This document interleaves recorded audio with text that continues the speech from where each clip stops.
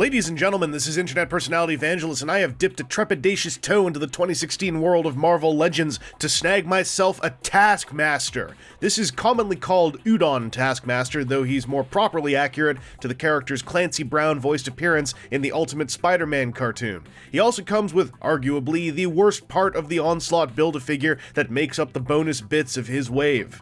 In my 10 minutes of research on the current state of the line, my understanding is that the central chunk of this figure is from the Bucky Cap Buck, while all the limbs and heads are original tooling. I don't have a Bucky or a cap, so this just looks to me like a capeless utilitarian take on the Taskmaster aesthetic of a crazy skull-face man with photographic reflexes.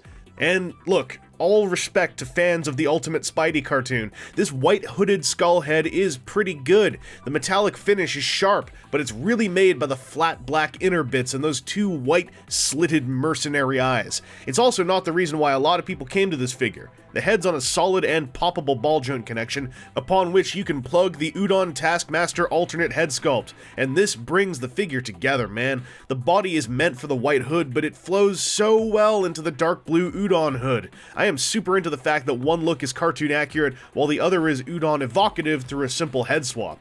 And that head has got the same lovely combo of shiny silver skull bits and flat black underbits, featuring yellow mercenary eye slits this time around. They're bright, clean, and pop real hard on my copy. If you can check one in person before purchase, by all means, make sure there aren't any big paint application screw-ups beforehand. Anyway, the dark blue and silver motif is strong on this toy. The pouch and holster straps sit pretty well. Not too tight, not too loose. Sadly, the holster's firearm contents are sculpted on and not removable. Happily, Taskmaster does include a sword and shield. It's a frosty orange laser sword rather than something swashbuckly, but that does come as happenstance of the figure's mostly animation-oriented origins. The handle sorta jams into Taskmaster's grip, while the shield can securely peg into the hole on his back. The laser blade effect looks real sharp, especially with some light shining through it. I think the frosted plastic material is just the right hue to catch some proper illumination. The shield's got a simple hinge mechanism, allowing you to fold away the peg and deploy the wrist clip. And that clip clips on, clipping solidly.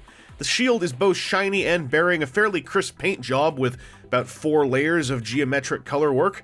Altogether, Taskmaster carries out a strong take on the Captain America with a sword imagery he tends to evoke. The last accessory in the box is for the Onslaught Build-A-Figure, and it's the head! Red Skull's head. Apparently there's internal Marvel movie politics at work, or something. I don't care. Well, I do care. I care about whether or not this head works as a third option for Taskmaster. And its socket is too big, it doesn't work. Oh well. With this head on, he's got a ball socket connected jointage system with a hinge on the stem of the ball joint, so he can look around happily. There's a flex in the hood material. There's a little divot cut out that I guess is for his chin. Seems kind of weird.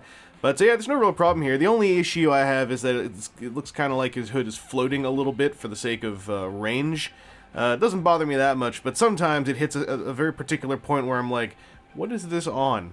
Anyway, let's swap the heads to the Udon style and get back to business and show that this all still, here you can see the hinge, this all still works quite happily. I think there's like a touch more range in this kind of way with this head since there's less of a hood chin.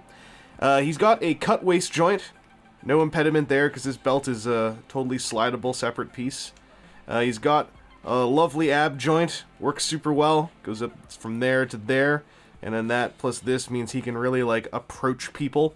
His shoulders have got a fully working forward and backward motion, a slightly detented outward hinge that just allows for that 90 degree of motion that I'm looking for.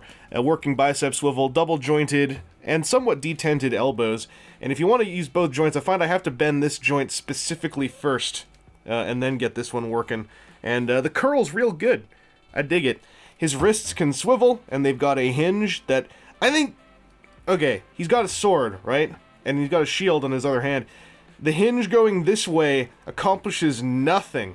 If the hinge went this way so he could point the sword forward, I would be super into that, and I'm a little surprised that that was not worked into the articulation scheme here, like that the cut for the hinge was not in the other direction.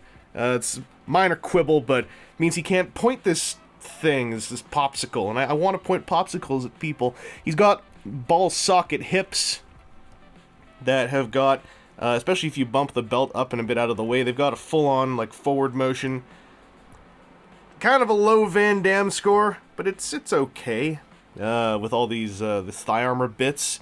I think that the cut for the, like, there'd have to be a cut channel down here to allow for more on a simple, just like, you know, ball socket thing. So I kind of understand, and I've never found myself wishing he could go farther into the splits.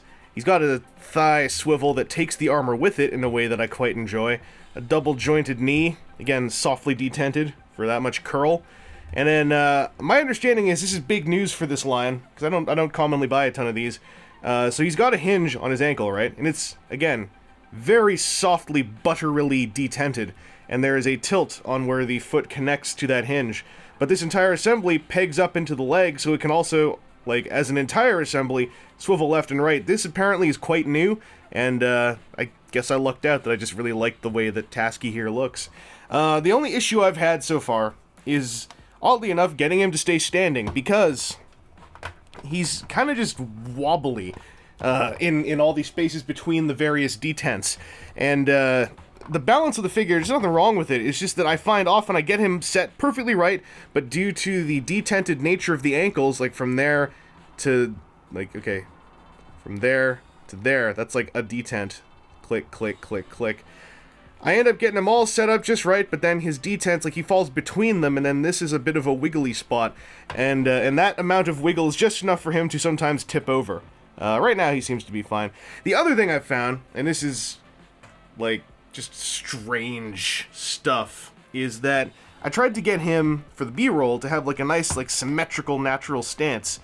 No matter what I do, this foot's on the ground, this foot's slightly off the ground. It feels like his right leg is somehow several micrometers longer than this one. I think there's a bigger gap here on the thigh cut, so I suspect that maybe there's some mold flash in there or something that's preventing this from jamming up as far up as this one is jammed up, and that's what's going on.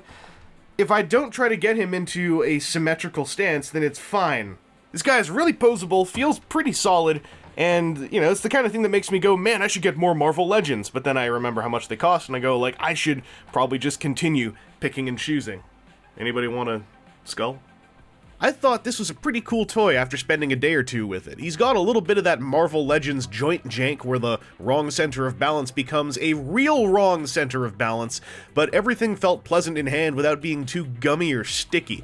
Turns out, after a lazy 20 minutes of research, this guy really brings it in the context of Marvel Legends.